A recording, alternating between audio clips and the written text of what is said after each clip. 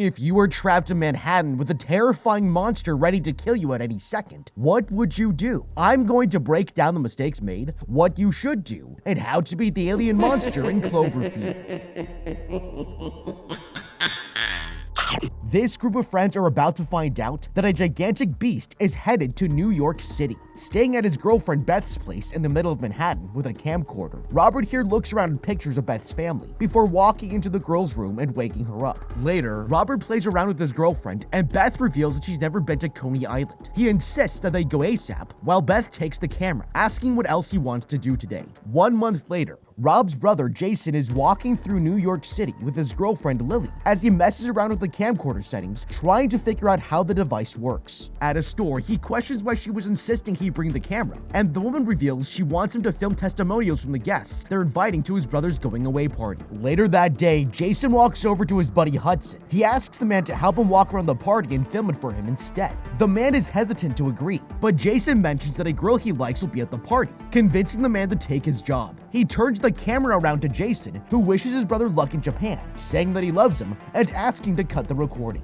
Later, he runs into Lily, who questions why Hudson is holding the camera. He confesses that Jason told him to do it, but he's taking the job seriously and asks Lily for a testimonial of her own. She jokes that Robert is leaving her to take care of his brother all on her own, but that's when Jason interrupts to question what she's talking about. Intercutting, Lily gives a heartwarming message to Jason's brother and wishes him well, admitting that she sees him as a brother too. Seeing his crush, Hudson zooms in while Lily finishes her speech, realizing that he just messed up the recording. Later, he psychs himself up to interview his crush, Marlena, before swerving the camera and pointing it into another friend's face. Afterwards, the man walks up to Marlena and asks about Jason's brother, asking for her to make a speech for his going away party.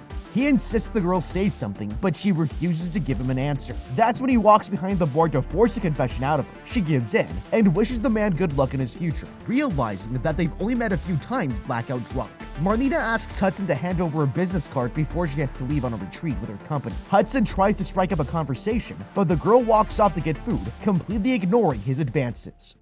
Okay, these people are all having a heartwarming evening. There's seemingly nothing going wrong here, but there's something that Rob could have done to get him and his friends out of New York City before any of this ever happened. The date of Rob and Beth's recording before the party is 1 month prior to the night of Rob's going away party, which means that Rob had the opportunity to review the tape an entire month before the party even started. If he had looked at the tape more carefully, he would have seen at the very end of it at 6:17 p.m. in the far right corner of the ocean, a satellite crashed into the water, creating a minor wave off the shore. Rob and Beth are far away from the ocean, so it makes sense for them not to notice it at the time. But someone had to have seen a piece of debris falling from outer space. Coney Island is a busy location with lots of people frequenting the amusement park, and the falling object would have been directly in their eye line. If something fell into the ocean off the coast of New York City, it would have caused tons of questions. Not only would it have been highly monitored by the government, but it would have to be reported to the public as well. Even if somehow nobody on land saw the satellite crash, NASA would have had to have picked up on it. Satellites don't crash into the ocean every day for no reason, and there would have had to have been a search mission for NASA to figure out what the satellite was. Not only would they have found the satellite, but they would have found the creature that's about to wreak havoc on all of these people's lives. In the case of the government was trying to cover up their findings, then Rob has an important piece of footage that could have led him to this conspiracy. Regardless, a giant prehistoric-looking Godzilla-type beast doesn't just rise from the ocean without there being warning signs or reason for it to have happened.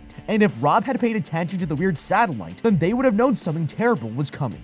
Upstairs, they get ready to celebrate the main man, Rob, who walks in to see dozens of his friends wishing him good luck. Shocked, he questions how they managed to set this up without his knowledge. He's given a drink, and the crowd demands he make a speech. Rob tells them that he was completely taken aback by the surprise, thanking his friend Lily for organizing this, but he cuts it short and tells everyone to get partying. Later, Hudson interviews the main man so he can watch it before he moves to Japan. The man acts uninterested before admitting that it was a pleasant surprise. He questions Hudson on whether Beth is making an appearance. The night rages on as the partygoers continue to get more and more wasted, while this couple enters the apartment. Jason questions who this new guy is, and Rob walks over to say hi to his now ex-girlfriend, Beth, being introduced to her friend Travis, who congratulates him on the new role as vice president. Hudson stuffs the camera in the new man's face, while the brothers tell them to enjoy the evening. Hudson films the new couple mingling with other guests, before panning the camera over to Rob, walking over to make sure everything's okay. That's when he asks if Hudson is using his camera, wondering if he switched the tape so as to not overwrite what was previously there. and unfortunately, the man confirms he didn't. Confused, Hudson questions why he seems so down as the man continues to pound down drinks. Later, the cameraman walks over to Beth and asks her to film a testimonial for Rob's goodbye party. She's reluctant to give an answer, telling her new man to go over and fetch a drink. Nervous, she asks to do it in the kitchen, looking away from the camera as she addresses their relationship, congratulating him on his new job and confessing that she's going to miss her ex. That's when Rob pulls her over to have a private conversation, and Hudson tells his brother that something is going on between the ex-couple outside. He quietly records the two fighting about her new man before spotting Hudson. Lily tells them to get back inside, mentioning that not everything has to be documented. The cameraman continues to push Lily and demand to know what they were arguing about, but she refuses to give an answer. Jason gets involved, cornering her in the kitchen and insisting she reveal what's going on. Lily gives in, but only under the condition that they stop filming. Lowering the camera, she tells him that Rob and Beth slept together a few weeks ago, and she promised not to mention anything since. That's when Hudson walks over to his other friends to inform them about the shocking news, and Hudson walks over to Marlena next to tell her what happened, bothering the other partygoers who refuse to believe Hudson and insist that he's trying to stir up drama. That's when he spots Beth and her new man walking out of the party, wishing Rob luck one more time on his new job before he makes a snide remark to the new boyfriend. Later, Lily insists that he and Jason make sure that he's okay. They speak with the heartbroken man, who admittedly did sleep with each other, but their relationship fell apart, so they split up. Jason tells his brother that Beth is way out of his league and going to Japan isn't going to magically fix all of his problems, but they insist that he try to chase after her one last time. Suddenly, the whole city rumbles from an impact, causing all the city lights to shut off temporarily. The partygoers freak out, wondering what the hell just happened, tuning into a live TV broadcast, which informs them of a potential earthquake in Lower Manhattan. An oil tanker has capsized in New York Harbor, next to the Statue of Liberty. Everyone is terrified, and they don't realize that a gigantic monster is about to crash the party. Okay, these people have all just felt their entire building shake in the middle of Rob's going away party. There aren't typically earthquakes in New York City, and the idea of being up in a building while the city shakes beneath me is absolutely terrifying. If it were me, as soon as I saw the news broadcast, I would get the heck out of the apartment and flee from the city altogether. Now, New York City is not known for its earthquakes, so this would definitely lead me to think that something else was up. There are approximately 6 fault lines that run through Manhattan, and the city has had some earthquakes before, but it's still very uncommon, and there's only ever been 2 earthquakes that have caused any real damage to the city. In the case of an earthquake, the best case scenario is to be on the ground in an open area away from buildings, telephone poles, and large trees, which means that New York City is one of the worst places you could be when one strikes. Being somewhere like Central Park away from the trees would be the best place in the city, but as soon as I left the building, I would realize there's actually a giant monster on the loose and would have to reassess my plans. However, my immediate thought would be that this was a terror attack. Since the shaking came from below, I would think that either a different building nearby has fallen, or a bomb has gone off on the ground. Being upstairs high in a building still isn't good in either of these situations, but if something has exploded, it's always better to be inside away from windows and falling glass. Rather than leave at this exact moment before I know what's going on, a good compromise would be to first take the stairs instead of the elevator down to the bottom floor of the building in case the electricity stops working. Then, I would see if the building itself has a basement or a below ground shelter that can shield me from falling debris, because if a terrorist attack is happening, the ground will shield me from the weight of crashing buildings, and since there's actually a monster on the loose, I would be safe from the impact of its feet. Since the monster is on the loose and is moving, eventually I would feel less shaking and impact of the ground above me as it travels across the city, and would make my move to flee in whatever direction looks like the monster didn't go. Jason suggests that they go on the roof and look for signs confirming the news report, convincing others to follow him. Suddenly, they spot a massive explosion in the city center, with flaming debris headed in their direction. The partygoers sprint back into the fire exit, while all hell breaks loose. Terrified, they head downstairs into the streets, where hundreds of other civilians are fleeing in a panic. The partygoers lose sight of Jason, not being able to see him among the panicked civilians. Suddenly, a flying object hits this tall building, sending debris shooting right towards the partygoers. Civilians begin to take photos of the Statue of Liberty's head,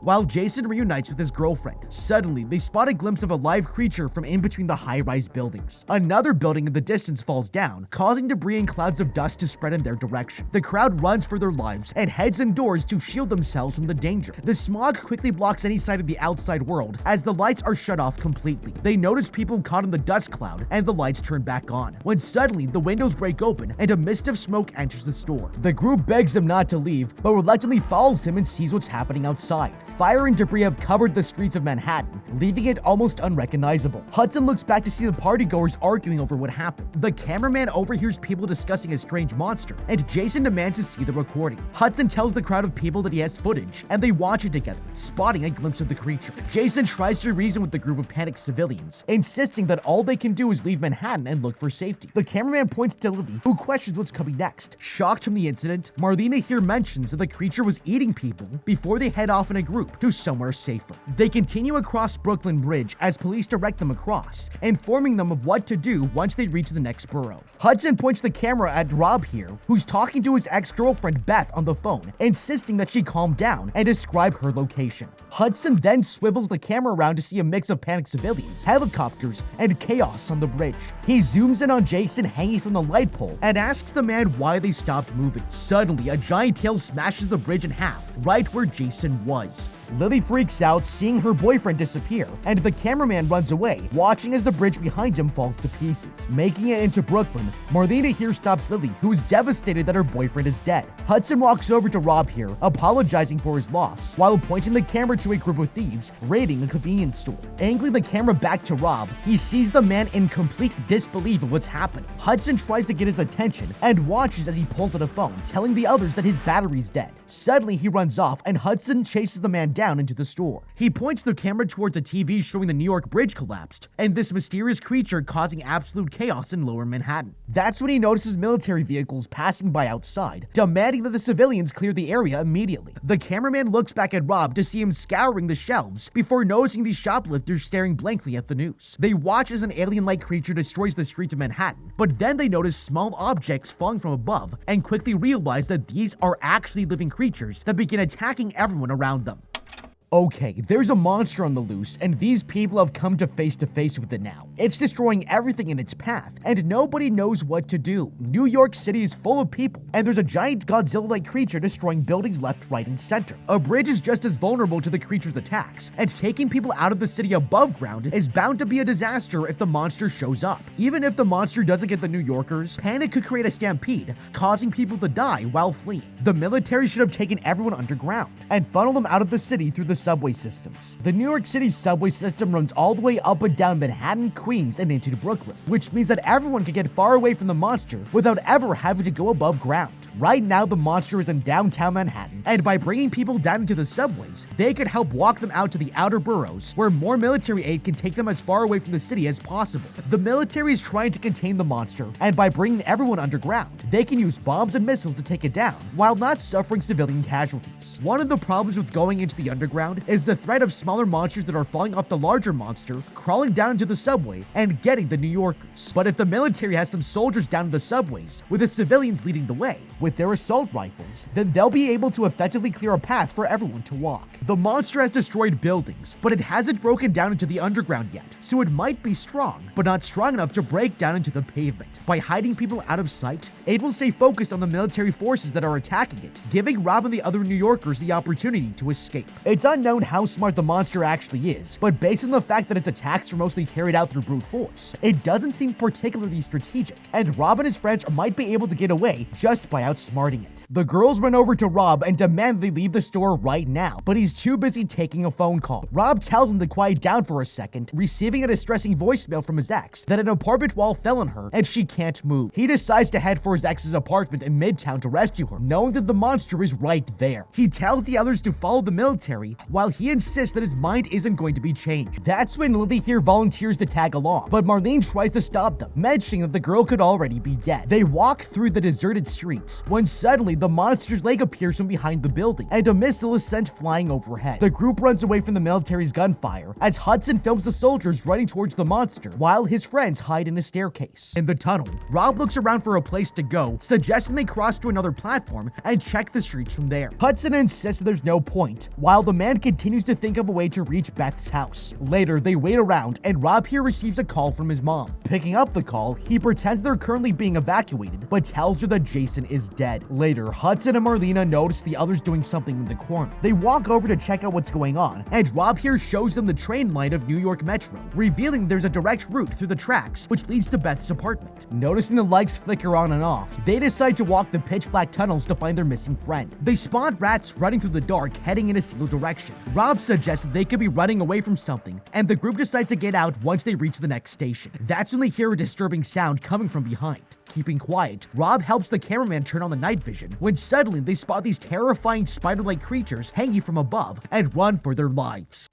Okay, Rob is absolutely crazy. Instead of trying to leave New York with the rest of the city, he's decided to make his way uptown to where Beth is trapped inside her building. Marlena is the only voice of reason here when she says that Beth is a goner and they need to leave. But unfortunately, nobody listens to her and they're all about to pay the consequences. If they were me, while the military fights off giant prehistoric creatures, then before going down into the subway without backup, I would find myself the strongest weapon I can find to help protect me against anything I come up against. Rob and his friends are smart to go down into the subway system. The subway's been shut down and no trains are running, but walking through the underground tunnels is the safest way to travel without coming face to face with the monster. The problem that Rob and his friends have is that they have absolutely no protection. They think that they're going to be safe from the giant monster thing above ground, but they're forgetting that it's shedding other little monsters that could crawl down into the subway and get them. There are plenty of dead people above ground. Many of them are soldiers that no longer need their assault rifles or protective gear too. Rather than head straight first down the tunnel, I would run upstairs and grab as many assault rifles as I can find and arm the 5 of us with them. The weapons are doing little damage to the bigger monsters, but they could be useful when it comes to having to deal with the little ones. The other thing that Rob and his friends are forgetting is that Beth sounded injured in her voice message. She mentioned being pinned underneath a wall. It's no use going to get her if she's going to bleed out when they get there, so grabbing any kind of emergency gear that a dead medic may have on them could be useful down the line. The friends also need to be aware of where they're actually going at all times, so they don't get lost and turned around. So if they can grab a compass off of a dead body too, it will point north and guide them uptown. The friends should be prepared to find other people down there and try to start forming alliances with others. There might be other people on similar missions, and if they can band together with more people, it increases their chances of survival against any monsters they come upon. Marlena is attacked by one of the monsters as the group pulls it off, while Hudson here is attacked himself. Marlena attacks the creature and is pushed down before Hudson kicks another creature off of her. Acting quickly, they run into the side room for safety and hold back the spiders from following them inside. Hudson picks the camera up and cleans the stains off before pointing the camera towards Marlena, showing off her brutal wounds. Rob here opens up a vending machine to grab water to clean the girl's wounds. Confused, Hudson questions why the creatures seem to be dragging him away somewhere and thanks Marlena here for saving his life. The cameraman approaches Rob, mentioning that Marlena is in a pretty bad state. They're stuck inside this underground room with bloodthirsty monsters outside. Without any other options, Rob tells them they have to do something or else die a terrible death. The group walk through this mystery door and arrive at the 59th Street train station. They head towards the exit, find themselves at a brightly lit part of the station behind these glass doors. Hudson calls out for any survivors, but that's when they notice that something is wrong with Marlena. She insists that she's fine, and they continue walking forward, when suddenly a group of soldiers arrive and hold them up. They agree to follow their orders and come along, while Rob pleads they give the injured girl medical assistance. They're led into a room full of injured civilians. That's when this soldier announces that they're leaving in 15 minutes. Hudson continues to bother the soldier about Marlena's injury, but he's forced away, and Hudson is ordered to shut off his camera. Later, Rob argues about being taken on a chopper away from the disaster zone, admitting that he needs to head after his ex-girlfriend, and refuses to take no for an answer. That's when the cameraman pans over to Marlena, and they realize the injured girl's in critical condition. Seeing this, the medics take her away as the others try to stop them, looking over as Marlena suddenly explodes, and they're dragged away into an outer tunnel. This soldier insists there's nothing they can do and tells his subordinates to prepare the choppers for rescue. Shocked, the group wonders what the hell just happened with their friend before the soldier escorts them through the tunnel. He tells Rob here that he won't stop them from looking for their friend, but warns them that the government is thinking of blowing up the whole of Manhattan to get rid of this alien threat. He informs the group that the airlifts are leaving from 40th and Park, but the last one will be escaping the island at 6 a.m. That means if they arrive any later, the group will be blown up along with the rest of the city.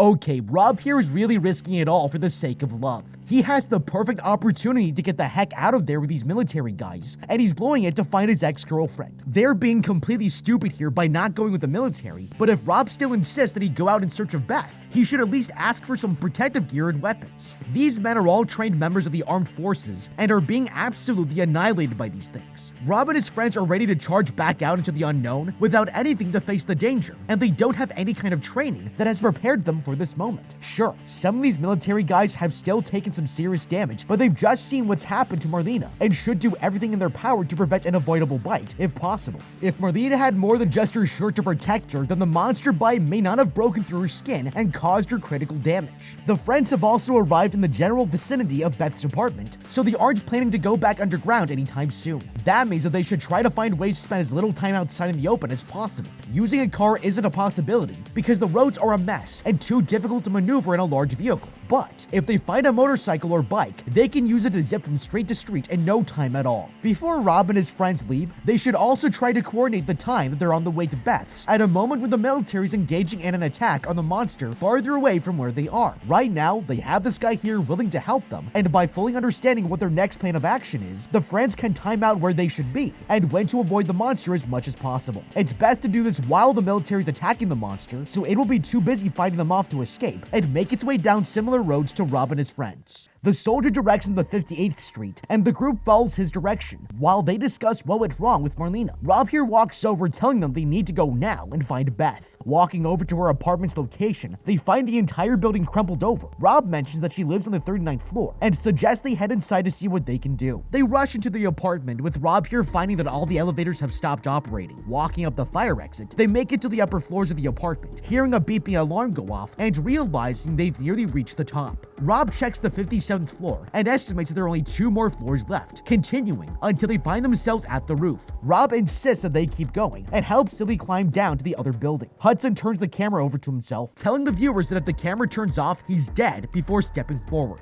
The group make their way through the slanted rooftop and reach this fire exit into safety. Downstairs, Rob finds his ex-girlfriend's apartment, kicking down the door, and heads inside to look for her. They find Beth impaled on a metal rod, and the injured girl wakes up, questioning if they really made it. Rob insists that she's okay when Beth realizes the state that she's in. Putting the camera down, the group pulls her off the rod and tie up her wound as she screams in pain. Suddenly, they see the creature outside of her window and take the woman out of the apartment room, getting back into the slanted rooftop. That's when fighter jets overhead drop bombs onto the alien, and the group realizes that they need to get out now before it's too late.